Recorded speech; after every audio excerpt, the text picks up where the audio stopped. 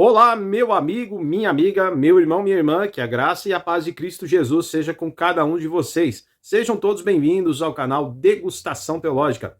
Bom, eu sou Davi Domenicali, sou pastor da Igreja Batista Fraternidade aqui em Caieiras, São Paulo, e esse aqui é o nosso humilde canal, onde nós oferecemos degustações variadas, ligadas à teologia ou cotidiano sob uma cosmovisão cristã evangélica, tá bom? Sejam todos bem-vindos.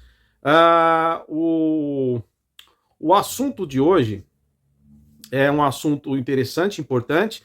Eu quero falar sobre a questão de sofrimento pós-morte.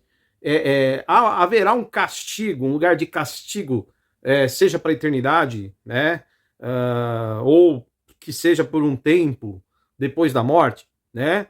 Existe um lugar, porque as pessoas vão dizer, não existe inferno, inferno é uma invenção da igreja e blá, blá, blá. Beleza, é o que dizem. Mas como é que a gente pode entender, então, esse lugar de sofrimento após a morte? Eu quero aqui, então, falar sobre isso usando a Bíblia Sagrada, a Palavra de Deus, para que eu possa, então, juntamente com vocês, refletir sobre esse ponto específico. Vamos chamar a abertura do canal e a gente já entra no assunto. Fica aí, até o fim.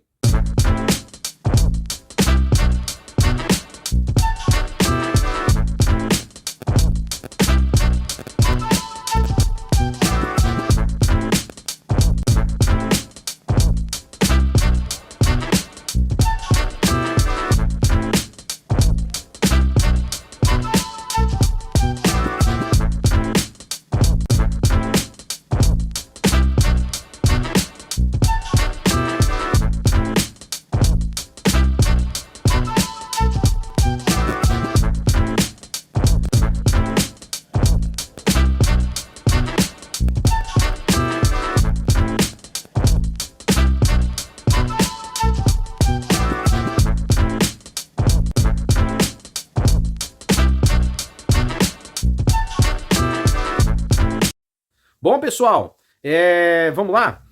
Eu peço que você se inscreva no canal. Sua inscrição, por favor, sua inscrição é muito importante para nós. Então eu peço que você se inscreva, tá? Curte o vídeo. Poxa, não assiste só. Assiste e curte, dá uma força aí pra gente. E compartilha com alguém nas suas redes sociais, tá bom? O canal não é monetizado. Eu comecei a gravar quando veio a pandemia, lá em 2020, 2021. Gravei vídeos para fazer um canal, manter, né, fazer uma ponte entre as pessoas por meio desse canal. E depois fiquei gravando aí. Se tornou esse canal de degustação. Então é muito importante você dar uma força, não é um canal profissional, não, sou um pastor de igreja local que usa esse canal também para falar de coisas ligadas à fé, cotidiano, teologia, tá? E serve aí como um canal também de informação. Eu espero que seja útil para você, tá bom? Não tenho a última palavra sobre tudo, não tenho a razão sobre tudo, mas me esforço para fazer o melhor. Lembrando que nosso viés aqui, entenda, nosso viés aqui é ortodoxo, histórico, conservador, evangélico. Não somos progressistas, não bebemos nenhum tipo de fonte de teologia liberal, etc. Lamento se você procurar algo assim, tá bom? Bom, vamos lá então. Eu sei que existem muitas complexidades, né, na teologia, muitas complexidades. Tem coisas complexas mesmo. E é por isso que eu sempre insisto, em quase todos os vídeos eu falo que há uma diferença entre teologia central, né, doutrina fundamental, central, e doutrinas secundárias ou doutrinas periféricas. Porque as doutrinas periféricas, elas podem ter pontos de vista um pouco diferentes uma das outras, tá? Na interpretação bíblica, na leitura bíblica, né? Ou na própria leitura teológica que se faz da Bíblia. Bom, agora, os temas centrais, irmãos e irmãs, desculpe, não podemos mexer em temas centrais, tá? Então, eu sempre digo assim, que esses pontos centrais são pontos da teologia essencial, da teologia fundamental. Não podem ser questionados, não podem ser alterados no seu significado, tá? E é isso que os progressistas tentam fazer, infelizmente, tá bom? Bom, mas o assunto não é para falar disso, tá? Eu só quero dizer que existem complexidades e às vezes eu acabo indo falar um pouco de questões que são secundárias, tá? E aí é lógico que cabe outra interpretação além dessa que eu apresento, tá bom? Mas o que eu vou falar hoje aqui é uma questão, para mim, muito séria, muito importante, e não dá pra gente ficar brincando com a eternidade, pessoal. Não dá para ficar brincando, né, com as questões ligadas à nossa vida eterna, tá? Bom, em primeiro lugar, eu quero dizer que Jesus Cristo veio para salvar o pecador. E salvar o pecador, lógico que o pessoal vai falar, mas salvação pode ser salvação da doença, como Jesus, por exemplo, curou o cego e disse, a tua fé, né? Nunca vi tanta fé assim, a tua fé te salvou. Como Jesus falou para aquela mulher que pediu a cura da sua filha, ela era uma mulher estrangeira, e ela disse, ó Senhor, cura minha filha, insistentemente pediu, e Jesus disse, não é certo tirar da mesa, né, dos filhos para dar aos cães. E aí a mulher diz, mas até os cachorrinhos comem das migalhas que caem da mesa. E aí aquilo Jesus, movido por compaixão, misericórdia, ele vai e diz, grande é a tua fé, mulher, vai em paz, sua filha está curada e tal, está liberta. E a gente vai ver que então salvação pode ser numa cura, né? Quando, por exemplo, né, as pessoas mudam as atitudes também, estavam perdidos, como, por exemplo, Zaqueu, que era o chefe dos publicanos, né? Ganhava muito dinheiro, mas era odiado pelos judeus do seu tempo, né? Porque ele fazia serviço de coleta, cobrando imposto do próprio povo para entregar a Roma, né? Esse era o ofício dele. E não era bem visto, né? Era muito mal visto, aliás. E aí Jesus entra na casa dele, está no Evangelho de Lucas, certo? E aí, quando ele diz, ó Senhor, vou devolver, se roubei alguém, vou devolver 4 vezes mais, vou reparar o dano, e se caso peguei alguma coisa que não devia, vou com certeza corrigir, vou devolver e tal, e vou pegar uma parte do que eu tenho, vou dividir, ajudar pessoas. E Jesus então vê essa atitude de desprendimento das coisas materiais e diz, hoje entrou salvação nesta casa, ou seja, mudança de vida, mudança de atitude, né? Sair de uma atitude errada para uma atitude correta, tirar um pensamento errado para um pensamento correto, é uma salvação também. É óbvio que a palavra salvação ela cabe em vários contextos, mas existe também a salvação no sentido da vida eterna, querido, querida, vida pós-morte. Vida após morte. Todo cristão que se diz cristão precisa acreditar que existe uma vida pós-morte. A questão é que essa vida pós-morte, ela só tem sentido em Cristo, tá? Porque fora de Cristo não há vida, mas as pessoas perecem.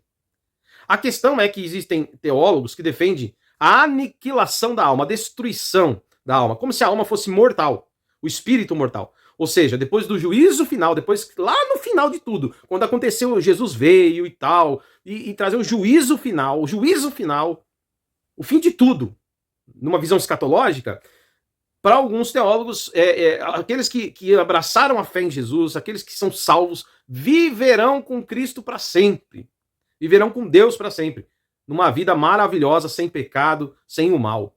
Porém, aqueles que não andaram com Cristo serão destruídos. A alma vai deixar de existir, tá? Então, tem teólogos que pensam assim. Bom, pessoal, seja como for, uma coisa é certa. Eu quero viver, eu fui feito para viver, certo? Você foi feito para viver. Então, a promessa em Jesus é que nós vamos ter vida eterna com Cristo. E fora de Cristo não há essa vida eterna, tá bom? Agora, é lógico que eu não creio, assim, eu sou da visão da corrente conservadora, eu creio que não existe destruição da alma, tá? Essa é uma crença que eu faço a partir de alguns textos bíblicos, né? E eu acredito que então haverá sofrimento literalmente eterno, né? Para aqueles que desprezaram a morte do Filho de Deus, desprezaram, escarneceram de Jesus que sofreu na cruz, se fazendo maldição em nosso lugar. Entregou sua vida para salvar, para nos resgatar. E as pessoas que fazem pouco caso, que cospem, né, no evangelho, nas boas notícias, na boa notícia de salvação, de redenção, aqueles que desprezam a mensagem e o chamamento de Deus para a vida eterna, eles irão sofrer eternamente, né? Estarão num lugar de tormento e castigo eterno. É assim que a corrente conservadora crê, tá bom? Mas, independentemente, preste muita atenção agora, se a pessoa acredita que a alma será destruída, do ímpio, do não salvo, daquele que não tem Cristo, ou se essa alma vai estar eternamente no estado de sofrimento, irmão e irmã, uma coisa ou outra, seja o que for, preste bem atenção, é terrível, porque nós fomos feitos pelo nosso Criador para viver em obediência, em temor a Ele, em santidade, para vivermos com Ele eternamente. Deus nos deu a vida para vivermos para sempre. Ok? Então nem a destruição da alma para quem crê é o que Deus fez é o que Deus quer para o ser humano. Não foi feito para esse propósito. E muito menos o sofrimento eterno, o castigo eterno para quem crê na imortalidade do espírito ou na imortalidade da alma pós-morte. Tá bom? Bom, eu já dei essa introdução para mostrar que existem esses dois pontos para ninguém ficar com mimimi aqui. Tá? Agora, o que é certo para nós? Qual é o ponto fundamental aqui? O ponto fundamental aqui, querido, é que vida, e aí eu quero que você entenda, vida eterna só com Jesus. João 3,16. Porque Deus amou o mundo de tal maneira que enviou o seu único filho, e é condicional, olha só, para que todo aquele que nele crê não pereça, mas tenha a vida eterna. Então, é condicional para todo aquele que nele crê. Então não existe universalismo, não existe a hipergraça, Jesus morreu, então tá todo mundo salvo, seja cristão ou não, seja pessoas que buscam a Deus ou não, tá todo mundo salvo. Não, isso não é bíblico. A Bíblia é clara, os evangelhos são claros, as epístolas de Paulo, Pedro, né, de João, são claras, tá? Quando falam do tema de salvação, de vida eterna, tá certo? É condicional, é para quem tem Jesus Cristo, ok? Agora, veja esse texto. Alguns serão condenados, tá vendo? Não entrarão na vida, olha isso. Porque não aceitaram o Filho de Deus, não creram no seu nome. Tá certo? Não creram nele, no seu nome. Ok? Também tem esse texto aqui, ó, de Atos 4,12, porque em nenhum outro nome há salvação entre os homens. Não podemos achar em nenhum outro nome salvação a no seu nome do Senhor Jesus. Só neste nome e nele, pelo sacrifício dele, com a nossa fé nele, podemos ser salvos. Negar isso é negar a obra expiatória do Senhor Jesus Cristo. É fazer pouco caso do seu sofrimento, da sua paixão. E tem um monte de cristão progressista caminhando por aí, caminhando, não prega pra ninguém, acha que as pessoas precisam se converter, que tem a hipergraça e tá todo mundo salvo, uma espécie de universalismo gospel. Ed Renekiewicz, eu vou falar nome mesmo, Ed Renekiewicz, porque os falsos profetas, irmãos, precisam aparecer, né? Ricardo Goldin, talvez aí, acho que de vez em quando o Caio Fábio entra nessa aí também, sei lá, né? Tem essa turma aí, muitos outros. E tem o pessoal que gosta de ouvi-los, né, e segue a mesma linha. Mas eu falei deles porque eles estão na mídia, mas tá lotado, irmão, tá lotado de pastores crendo assim, tá cheio de igrejas abraçando essa visão, tá lotado, gente, tá lotado de gente aí fazendo pouco caso dessa vida de renúncia, de fé, fazendo pouco caso do chamado do Senhor para o arrependimento e para o sacrifício do Senhor Jesus. Então, eu quero dizer, cuidado que vocês vão ver sim aquilo que vocês não acreditam. O inferno. Agora eu entrei no assunto aqui, né? Bom, para todos aqueles que não creem em Jesus como seu Salvador e a suficiência do Calvário e a única forma de ser salvo, e para aqueles então que mesmo crendo não vivem debaixo da graça, ou seja, desprezam o dom da salvação e vão viver suas vidas enfiados em pecado, escarnecendo e envergonhando o nome do Senhor, né? Assim como o diabo que crê em tudo que Deus faz e no poder de Deus, mas não obedece. Tiago fala sobre isso, né? Os demônios, né, creem, mas eles até estremecem, mas não obedecem, não vivem em obediência porque estão em estado de perdição. Tem muita gente que vai para esse estado de perdição, como o diabo, infelizmente, né? Bom, então, pessoal, vamos lá. Eu quero falar um pouco para vocês aqui, uma vez dando essa introdução, não quero me alongar, que o vídeo já tá ficando longo, mas eu quero mostrar para vocês aqui algumas falas que eu acho que são importantes, e eu quero que os irmãos prestem atenção, tá? As pessoas vão dizer assim, inferno não existe. É uma invenção da igreja. Inferno seria um lugar de tormento, né, de sofrimento. Essa é a interpretação que se dá para inferno, né? E aí eles vão dizer o seguinte, inferno não existe. E eu quero dizer para vocês que realmente a palavra inferno, que está na nossa Bíblia, é uma palavra latina, tá? Ela não existe no original grego, essa palavra inferno. Então fique claro isso aqui. Não existe no grego, tá? No grego o que existe é o Hades, que é uma região onde habitam os mortos, esse é o entendimento das pessoas lá do século I, tá? O Hades é um lugar onde habitam os mortos, tá? E existe também lá na cultura hebraica antiga, lá também do século I para trás, né? A gente vai ver o Sheol, né? Que é o lugar onde os mortos também estão, né, um mundo inferior, o mundo lá ligado à sepultura, tá? Essa ideia alguns vão interpretar diretamente como sepultura, mas é uma ideia mais ampla que sepultura, tá?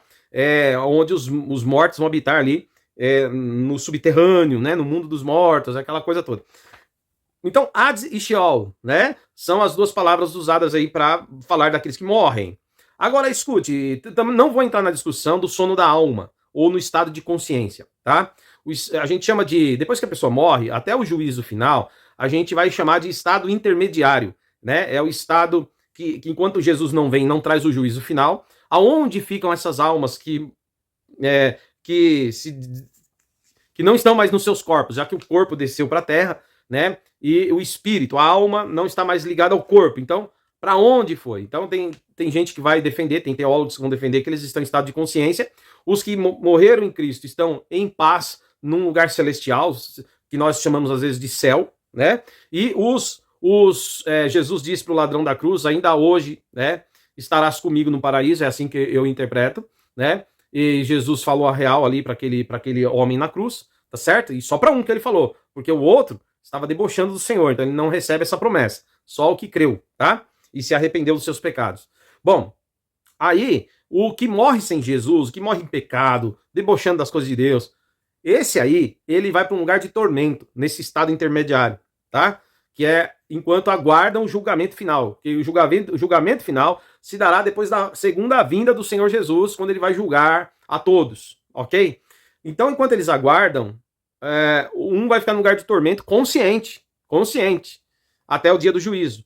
E enquanto o outro fica em lugar de descanso, até o dia do juízo. Depois do juízo, quando Jesus voltar e julgar a todos, né? Então, uns ressuscitarão para ir para a vida eterna, porque não serão julgados, tá? Porque já estão salvos. Porém, outros ressuscitarão para condenação eterna. Aí serão julgados, tá? E serão definitivamente condenados e lançados no lago de fogo, que está descrito em Apocalipse capítulo 20, tá? Beleza? Diz lá que o Hades será lançado nesse lago de fogo. Ainda que o lago de fogo não seja literal, mas de sentido figurado para alguns, ou pode ser literal, mas num sentido mais espiritual, não esse fogo terreno que você vê aqui, não é esse fogo que queima a gente aqui, queima a matéria. Nós estamos falando no sentido de fogo, no sentido de tormenta, de sofrimento, de dor, tá? De castigo, nesse sentido. Talvez aí todos os que estão nesse lugar que nós chamamos de inferno, que na verdade é Hades, tá? Eles serão lançados nesse lugar de tormento junto com o diabo e os demônios, tá bom? Tá lá em Apocalipse, tá certo? Bom, já eu falo mais claramente. Então, esse é o estado intermediário. Alguns teólogos acreditam que eles não estão em consciência. Alguns teólogos vão acreditar que existe o sono da alma, como se a alma ficasse inconsciente, tanto do ímpio quanto do salvo, né? Tanto do salvo como não salvo. O que tem Cristo e o que não tem Cristo, ambos estão na sepultura, no Sheol, né? Ou no Hades, dormindo. Quando Jesus voltar, eles ressuscitam. Aí eles voltam ao estado de consciência. É uma outra interpretação, tá bom? Eu chamo isso de doutrina secundária, tá? O que importa para mim, irmãos, é o centro do assunto. O ponto central aqui é que haverá juízo final, e haverá condenação e sofrimento eterno. É isso que eu defendo, tá? Depois do juízo final. Eu acredito, tá? Minha teologia é conservadora, ortodoxa. Eu acredito na consciência, no estado de consciência das almas. Acredito que eles já estão aguardando o juízo, sim, mas uns no lugar de tormento, né, que nós normalmente chamamos de inferno, e outros estão num lugar chamado de paraíso, ou céu, aguardando o juízo, tá? Depois da volta do Senhor Jesus, ele vai ressuscitar os mortos, os que são salvos viverão com Cristo para sempre, os que não são salvos serão lançados com todo o inferno, onde eles estão, no lago de fogo, junto com o diabo e seus anjos, a besta, o anticristo, todo mundo vai estar tudo lá, nesse lugar terrível e eterno, tá? E o que aconteceu? Como que acontecerá? A terra será renovada, restaurada, e o céu descerá na terra. Né? Os que estão no paraíso descerão na terra, e haverá um novo céu e uma nova terra somente para os salvos. Vou fazer uma leitura aí de Apocalipse, tá? E com as promessas de Jesus nos evangelhos. Beleza, pessoal? É assim que eu creio, é assim que a visão ortodoxa crê. Agora, vamos falar aqui. Por que então chamamos o Hades de inferno? Na verdade, porque acredita-se que eles estão em algum lugar embaixo da terra, né? Num lugar inferior, né? Nas profundezas, em algum lugar ali, no submundo, né? E um pensamento antigo. E daí, na tradução latina, eles usaram a palavra de regiões inferiores da Terra. Regiões inferiores da Terra. O nome para isso é inferus. Inferus. Região inferior. Que aí surge a palavra inferno, tá? Então eles ligam aí isso, já que em Cristo, no Novo Testamento, as pessoas sobem para o paraíso, então quem desce para o andar de baixo, né, são os perdidos, tá? Então são os sem Cristo, por isso que dá essa ideia de que há um lugar de tormento ali, tá bom? E, inclusive, o Senhor Jesus vai usar aqui um exemplo muito claro para falar desse sofrimento, né, sem fim, né? Porque quem morre em condenação está nesse lugar de tormento, no Hades ou no inferno, seja como for, e depois serão lançados no lago de fogo, que é a segunda morte, para toda a eternidade. Bom, o exemplo que Jesus vai dar para isso é um lugar chamado Guiena, o Geena, está escrito Geena, certo? Que na verdade é o antigo Vale de Rinom. Esse Vale de Rinom era um lugar, lá no Antigo Testamento a gente vai ver isso, que se fazia sacrifícios, né, humanos, de crianças principalmente, ao deus Moloque, um lugar amaldiçoado, tá? E que posteriormente, né, ficava ao sul de Jerusalém, nos tempos de Jesus, aonde aquele lugar, né, que deixou de ser ali o Vale de Rinom, e passou a ser, então, esse lugar chamado de Geena, ou Guiena, tá certo? Que é um lugar onde havia fogo, as pessoas acendiam fogo ali o tempo inteiro, onde se queimava todos os lixos da cidade, os lixos, né, e também cadáveres, né, cadáveres de pessoas que morriam, eram lançados lá para queimar lá. Então era constante, um fogo constante, um lugar de podridão, e só coisas, assim, descartáveis ia para lá, coisas podres, lixo e defunto, cadáver que não tinha sepultura, pessoas indigentes, assim, era lançado tudo lá. Vocês estão entendendo? Então Jesus, algumas vezes, ele vai usar esse exemplo desse lugar, chamado Guiena, tá? Para dizer que é exatamente assim que será o estado futuro dos ímpios na eternidade, no mundo pós-morte. Será que é difícil da galera entender? Será que é difícil vocês entenderem o que eu tô falando? Porque parece brincadeira, vocês acham que Jesus ia ficar falando do Guiena sem mais, sem menos? Pessoal, ele é só uma comparação. Gente do céu, isso é coisa que dá para ensinar para adolescente na escola dominical. E ver os intelectuais aqui ficar falando inferno, invenção da igreja. Invenção da igreja. Negando que existirá um lugar de sofrimento. Negando que existirá um lugar de tormento eterno. Se o próprio Jesus falou sobre isso.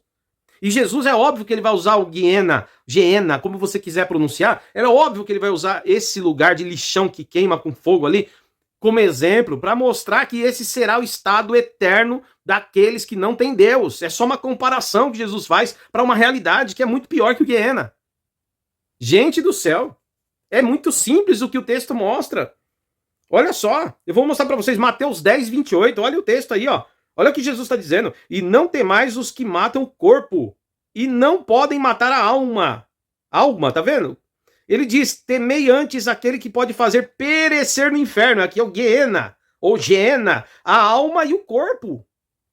Jesus é categórico. Ele está falando que o homem mata só o corpo, só matéria. O que vai para esse Geena é só matéria. Mas aí ele está dizendo o seguinte... O lugar, que é uma comparação, esse lugar terrível, onde Deus, o próprio Deus, lançará os ímpios, aqueles que não têm Deus, certo? Porque não temem a Deus, eles sofrerão corpo, porque Jesus, eles vão ressuscitar, lembra que eu falei?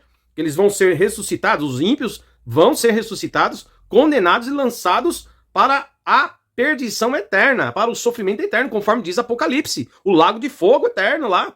Certo? E hoje eles estão no ínferos, no lugar de tormento, que é o que nós chamamos de inferno, que é o Hades. E depois serão lançados no Guiena, mas no sentido espiritual, que é o lago de fogo. Certo? Que talvez não seja fogo literalmente como esse que a gente conhece. Poxa, eu tenho que desenhar isso para vocês, mas é claro nos textos de Jesus fala que é um estado que a alma e o corpo sofrerão, certo? Para sempre. Cara, pelo amor de Deus, tem que ser... será que muita gente está caindo naquela coisa que os fariseus caíram?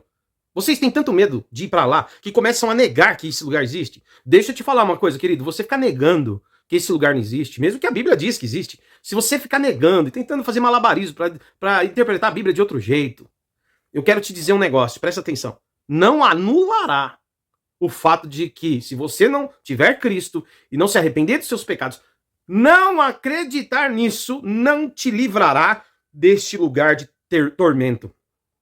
Tá entendendo? Então, se eu fosse você, eu começava a tomar cuidado com o tipo de interpretação que você tá fazendo, porque isso tem a ver com a tua alma e teu futuro eterno, querido. Agora, eu já vi o Ed Renekiewicz mesmo, por exemplo. Eu falo dele porque diz que é batista, né? Fala pra todo mundo, fala mal dos conservadores. Então, vamos lá. Já vi ele falando, e outros também. Tô dando ele como exemplo, que é o mais conhecido. Eu já vi ele falar, por exemplo, que Deus seria um Deus mimado se mandasse as pessoas para um sofrimento só porque as pessoas não tiraram 10 na prova, ou porque não viveram certinhos. Então Deus é um Deus mimado, não fez o que eu quis, agora eu vou punir. Oh, meu, desculpa, pensar assim, na verdade, parece que os que pensam assim é que são mimados. Vocês é que são mimados demais para achar que Deus não tratará assim quando a própria Bíblia Sagrada diz que assim será o futuro dos ímpios. Ou você acha que foi muito pouco o que Cristo veio fazer na cruz por você, pelos seus pecados, por suas maldades, para você simplesmente rir, debochar, dizer que nada disso importa, viver sua vida na desgraça que você quer, como que zombando do Senhor e do sangue puro daquele sacrifício, e achar que quando Deus te mandar pro inferno, Deus é mimado? Você que perdeu a fé, querido. Eu não tô falando agora pra gente do mundo, tá? Gente que nunca foi da igreja, que tá passando por aqui, ó, fica tranquilo, nem é com você, que você não sabe nada da fé mesmo. Você nunca esteve na igreja, não participou, não experimentou o novo nascimento, não experimentou a vida com Deus. Eu tô falando desses outros aí, que estão dentro de uma igreja há muito tempo, com uma vida religiosa, e estão começando a desacreditar até mesmo nas escrituras. É com vocês que eu estou falando. E vocês têm que tomar cuidado, é o seguinte, aos fariseus, Jesus deu um alerta para eles, tá? Ele vai dizer o seguinte, ó, Mateus 23, 33. Jesus diz aos fariseus: como você escapará de ser condenado do inferno? Como você vai tentar escapar da condenação do inferno? Olha o texto. Tá entendendo? Você acha que negando que o inferno não existe? Ah, mas a palavra inferno não existe, mas o lugar, irmão e irmã. Assim como a palavra trindade não existe na Bíblia. Mas é claro que Jesus, em vários momentos, ele fala, batiza em nome do Pai, do Filho, do Espírito Santo. O Novo Testamento, aliás, a gente crê que a revelação de Deus é progressiva. O que ele revelou para Moisés, por exemplo, Abraão nunca experimentou. O que ele revelou para Abraão, Adão, lá no Éden, ou Noé, na arca, nunca viram. É progressivo. Assim como aquilo que os profetas viveram nos tempos deles, certo? E alguns até profetizaram sobre o futuro, somente na era apostólica. Em Jesus Cristo eles foram entender, eles foram vivenciar. Tá certo, queridos? Então a revelação é progressiva. Assim como a triunidade divina, Pai, Filho e Espírito Santo, é uma revelação progressiva. E é só Tertuliano que vai dar um nome técnico, se é que eu posso dizer assim, né? É o termo usado para especificar que existe uma triunidade divina, Pai, Filho e Espírito Santo, num único Deus. Ou alguns aí vão começar a negar a trindade também, né? Aí é muita heresia demais, não é verdade? Bom, seja como for, pessoal, assim como a palavra, a expressão trindade, não está na Bíblia, mas a Bíblia afirma a realidade de um Deus, um único ser, com 3 pessoas nele, Pai, Filho e Espírito Santo, certo? Da mesma forma, a palavra inferno, e é uma tradução latina para Hades, é uma tradução latina para especificar isso, não quer dizer que o lugar não exista. Esse lugar que os mortos estão, existe, assim como o paraíso, ou o céu, que você queira chamar, existe também. E o Lago de Fogo, que é dado esse nome, Lago de Fogo, obviamente, mas provavelmente é um lugar reservado já para um tormento eterno para o diabo, os demônios e todos aqueles que não estiverem com Deus, vão para lá todos, para a eternidade, sofrer. Assim como no Guiena, as coisas eram queimadas e não parava, o fogo não se apagava. Era continuamente aquela coisa queimando, e nada de bom tinha lá. É assim que nós interpretamos. Mas se você acha que isso não existe, vai firme aí na sua vidinha aí. Vai lá sem temer a Deus, vai viver a sua vida aí. Vai lá, fica no pecadão, Vive como você quer, nega as verdades fundamentais da fé. Vai lá, queridão. E você vai ver só o que é que você vai ter que enfrentar, querido. Gente, não brinca com a sua alma, não. Não brinca com a eternidade, não. Não fica indo atrás de pseudo-teólogos, pessoal. Progressistas. Que bebem em resquícios de fontes de teologia liberal. Hereges. Falsos profetas. Aí tem alguns que não querem ficar presos no meu argumento, vão vir aqui no comentário falar: vai atrás do Malafaia que pede dinheiro, vai atrás do Macedo. Meu, não tô falando desses caras, que são outros falsos profetas também. Eu tô falando do assunto que eu tô dizendo aqui, cara. Eu tô falando de eternidade. O fato do Silas Malafaia falar um monte de groselha, o fato do Edir Macedo pegar dinheiro dos fiéis, trazer uma teologia, que é a teologia da prosperidade, que é um absurdo. O fato dos caras errar não anula a realidade do inferno, querido. Não anula a realidade do juízo final. A gente tá querendo apontar o erro dos outros e achar que porque vamos apontar o erro deles, isso justifica não crer em algo fundamental da fé cristã? De onde você tirou isso? Salva a tua alma. Isso aqui não é só um estudo teológico, não. Isso aqui é um chamamento para o arrependimento. Jesus está voltando e se ele não voltar, você não vai ficar para a eternidade, nem eu. Cuide da tua alma. Jesus não morreu e sofreu naquela cruz à toa. Acorda! Ele teve que te livrar de algo muito terrível, mas é condicional. É para todo aquele que nele crê. Nas palavras dele, inclusive nessas que eu estou mostrando para vocês. Entenderam o que é o Guiena? E a relação que Jesus faz? Aí vem aquele pessoal e diz assim: aí ó. A religião é assim, quando não pega na ganância oferecendo dinheiro, para as pessoas ficarem ali presas na religião para ter dinheiro, falando aí do Macedo, de outros, né? Enfim. Dessa terrível, maldita teologia da prosperidade que não é bíblica. Aí eles falam assim, quando não pega na ganância, então usam a religião para colocar medo. Olha o cara colocando medo. Foi o próprio Jesus dizendo, temam aquele que pode lançar a tua alma e o corpo no inferno. Eu acabei de ler para você o texto. E quem pôs medo foi Jesus? Jesus agora era um religioso? É isso que você está me falando? Quer dizer que citar as palavras de Jesus é ser um religioso. É tipo assim, usar isso como instrumento de manipulação, de domínio. Cara, você tá realmente longe do evangelho. Cara, sai logo da igreja. Você não é crente não, cara. Meu Deus do céu. Olha, deixa eu falar uma coisa. Se arrependam dos seus pecados. E parem de ficar repetindo, igual um papagaio, o que o Ed Renekiewicz fala. Enquanto vocês ficam repetindo o que o Kivitz fala, eu vou repetindo o que Jesus fala na Bíblia.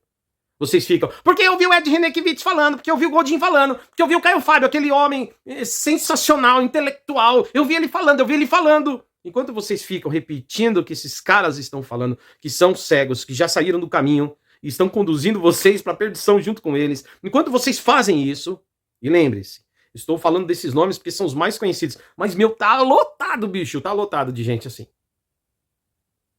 E enquanto vocês vão seguindo esses caras, deixa eu aqui seguindo Jesus. Não pegou na culpa, não pegou no medo, pega na ganância.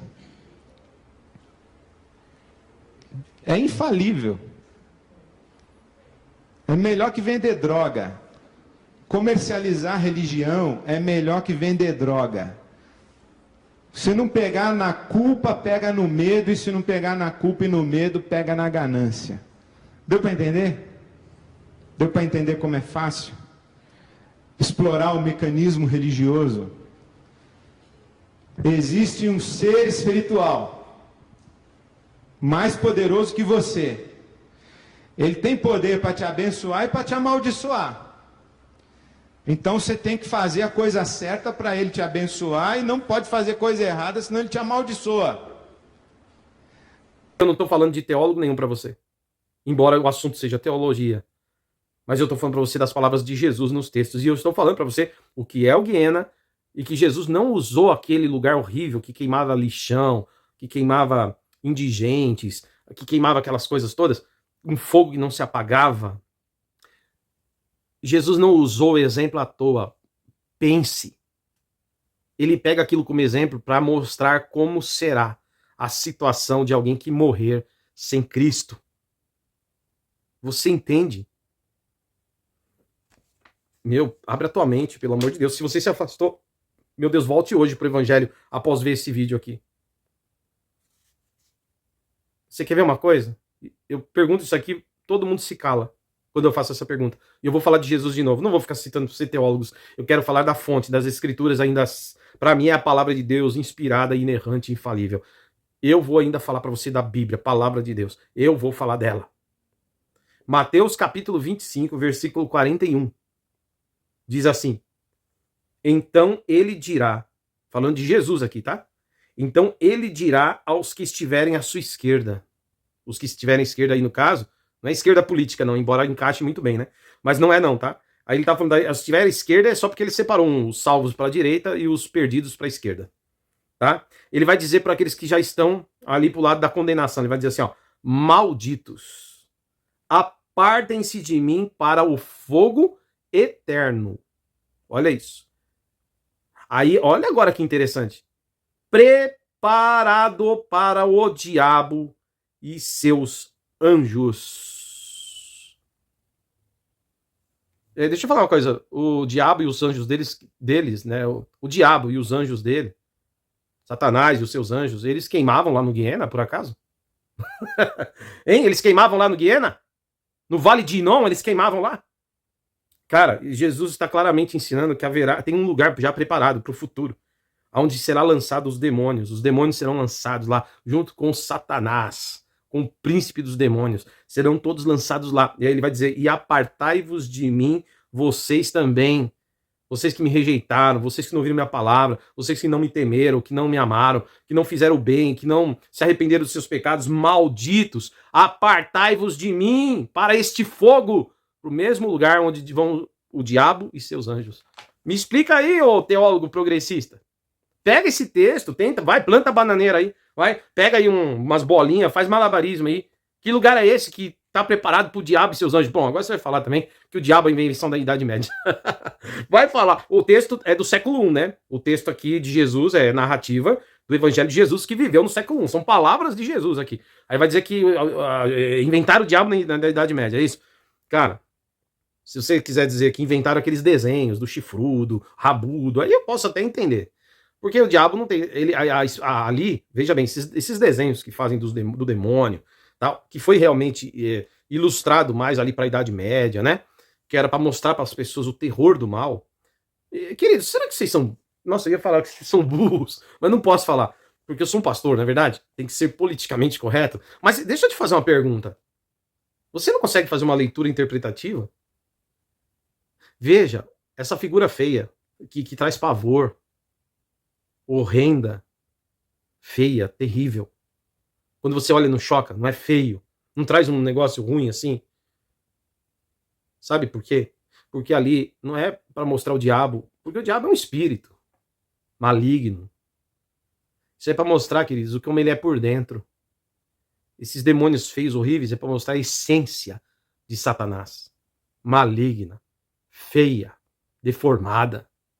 Se você que critica as figuras do diabo ainda não conseguiu entender isso, você ia falar que você é burro. Desculpa. Nossa, desculpa. Nossa, eu nem posso falar isso aqui. Me perdoe. Você tem que ser uma pessoa que precisa refletir melhor. Você precisa se esforçar um pouco mais. E aí fica posando de eu tenho doutorado, mestrado, sou intelectual. Ô, cara, pelo amor de Deus. É muito simples entender isso. Ai, Jesus, ajudai-nos, Senhor. Bom, e é isso. Jesus, acho que ficou claro, né? É isso. E aí eu vou ler aqui, eu vou deixar o texto de Apocalipse, dizendo o seguinte: e a morte e o inferno, tá vendo só? O inferno. O inferno aí pode ser o Hades, o lugar onde estão os condenados, os ímpios que morreram sem Cristo, né? Serão lançados no lago de fogo. Aí você pode colocar como Gehenna, tá? Se você quiser, mas aí no sentido espiritual. Esta é a segunda morte. E aquele que não foi inscrito no livro da vida, não foi achado inscrito no livro da vida, a gente já sabe, né, irmãos? Jesus falou que bem-aventurado é aquele que tem o nome escrito no livro da vida, certo? Que fala de salvação, de vida eterna. Tem o nome no céu, certo? Aquele que não foi achado nesse livro também foi lançado neste lago de fogo. Ou seja, aquilo que Jesus falou em Mateus 25. O mesmo lugar preparado para o diabo e seus anjos. Diabo aqui é literal, os demônios, os anjos são os demônios caídos, os anjos caídos aqui, tá? São os demônios, tá? Literalmente, tá bom? Bom, pessoal, é isso aí, aula de hoje.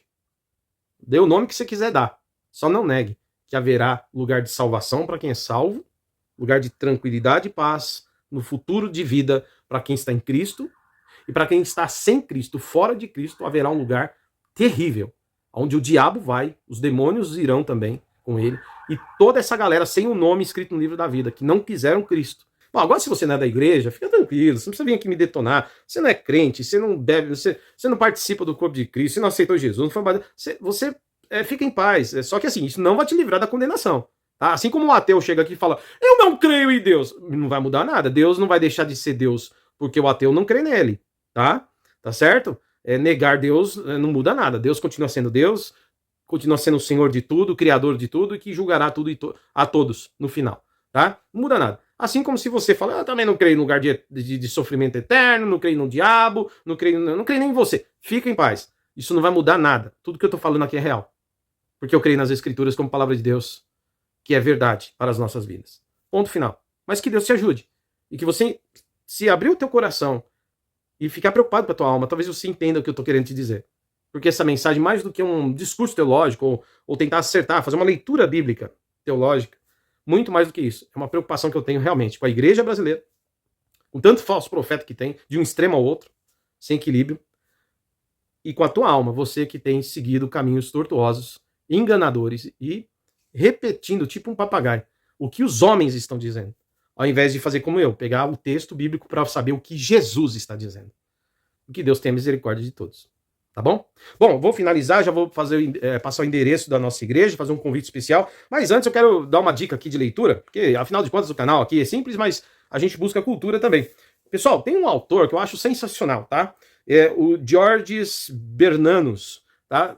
É francês, né? De língua francesa. Georges Bernanos, um dos maiores escritores do século XX. E eu tenho aqui 3 livros da editora Sétimo Selo, tá? E eu tenho esses livros que falam a história de um... Aliás, sempre ele vai trabalhar com a com a temática da religiosa, né? Claro.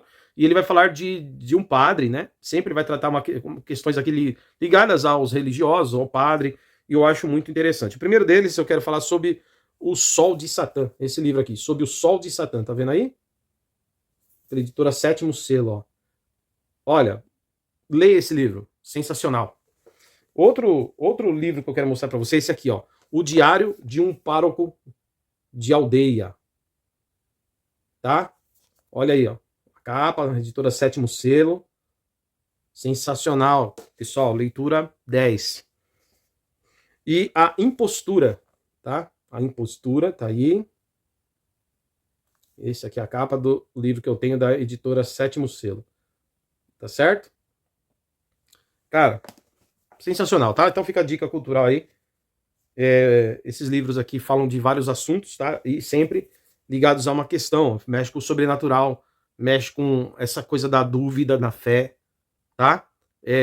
Com os paradigmas da fé, com a condição da miséria humana em relação à sua vida limitada em um Deus poderoso.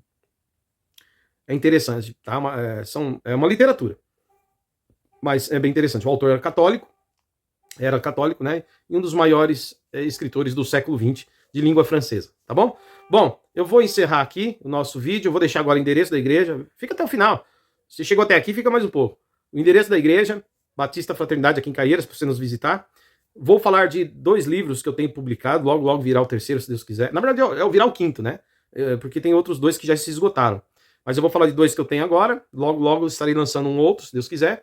E vou falar para vocês também de lugares onde você pode estudar teologia, onde você pode fazer teologia, tá bom? Seja em curso reconhecido pelo MEC, como curso de graduação, bacharel em teologia, né, nível superior, reconhecido pelo MEC, como algumas instituições de curso livre, né, que aí já não é reconhecido pelo MEC, mas são cursos bons para preparar você para ser um bom obreiro, um bom pregador, um bom pastor na igreja onde você está, tá bom?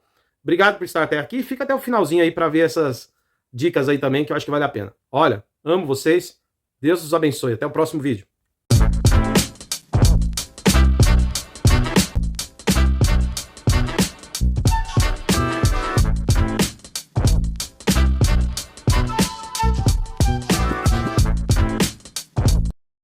Olá, pessoal. Você que é aqui do canal Degustação Teológica, está inscrito, quero te agradecer de estar inscrito, né, e estar conosco. E eu quero te fazer um convite muito especial, que é o convite de, primeiro, nos visitar a nossa igreja, Igreja Batista Fraternidade, ali em Caieiras. Caso você não esteja congregando, caso você esteja paradão, né, venha congregar conosco. E você que já tem uma igreja, está firme lá, que Deus te abençoe, continue firme lá. Mas quando quiser nos visitar, para dar uns glória a Deus conosco, né? Fique à vontade para estar conosco com a bênção de seu pastor e da sua comunidade, tá bom? Bom, mas eu quero dizer para vocês, queridos, nós estamos na Avenida Pauliceia, número 1200, ok? Aqui no bairro das Laranjeiras, Caieiras, São Paulo, cidade de Caieiras, tá? Nós ficamos na sobreloja, ou seja, na parte superior do prédio, tá bom? E ali acontecem nossos cultos todos os domingos, às 9h30 da manhã e às quintas-feiras, às 8 horas da noite. Sua família, você será bem-vindo, vocês todos serão bem-vindos, tá bom? Lembrando que nós temos também outros trabalhos que você pode conhecer ao nos visitar, tá bom?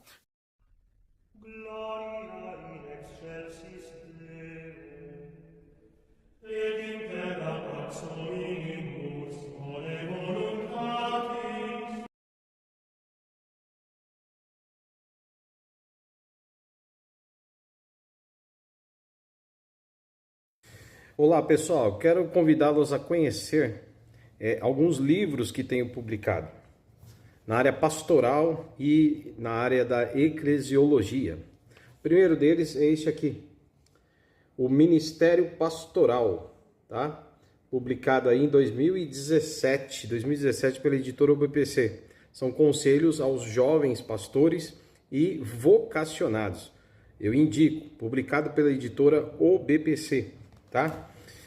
E tem esse aqui também, já como pastor na Igreja Batista, publicado aí em 2023, uma comunidade pastoral e missional, pela editora Lucel, tá?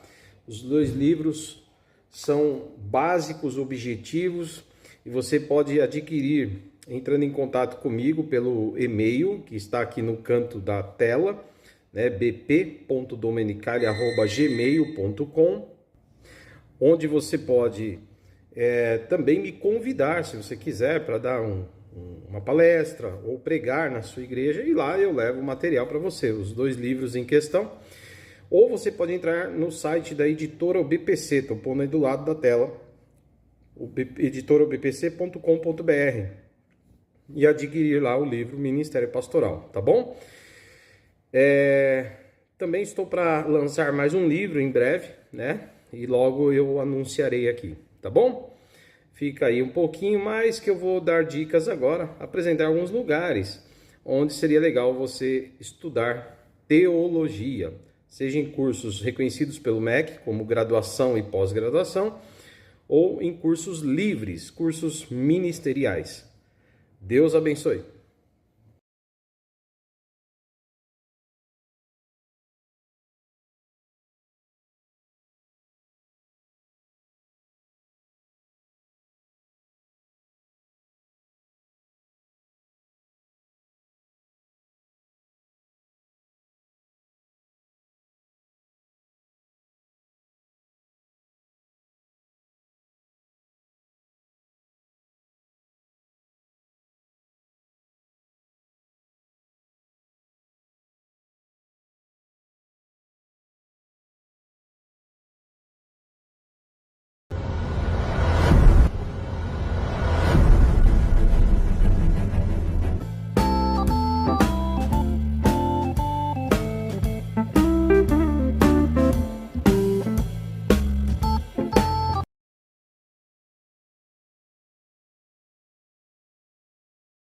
É isso aí, pessoal. Estamos aqui no IBBC, aqui na rua Iris Leonor, aqui na região do Mandaqui. Eu estou aqui com o diretor, que é o Roberto Wagner, bom, professor. Pessoal, para vocês conhecerem, tá? E aqui é a nossa irmã Rose, que é diretora local aqui no IBBC Mandaqui, tá?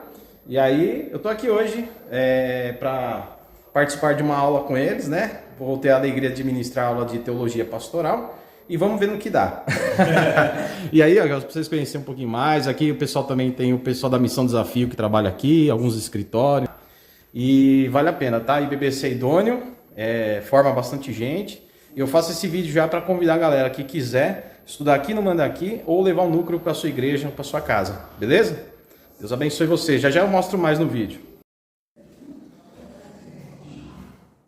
É isso aí, pessoal. Isso aqui é o IBBC, uma das salas do IBBC, onde eu estou dando aula de teologia pastoral. Você pode vir estudar aqui no IBBC também com essa galera ou fazer o curso online, ok? E eu estou com esses abençoados aqui, ó, só gente boa, de vários times, né? A turma vai mandando um oi, né? Tem uma galera que faltou hoje, quando soube que era eu, não veio. E nós temos também uma turma online, olha, o curso é online, olha que legal aí, ó. A galerinha do online, né? Então, é isso aí, galera. E é isso, você pode fazer o curso presencial aqui no Mandaki, na rua Iris Leonor, São Paulo, ou à distância, onde você estiver. IBBC, se você não vem no IBBC, o IBBC vai até você, falou? Ó, beijo, vem estudar teologia. Abraço.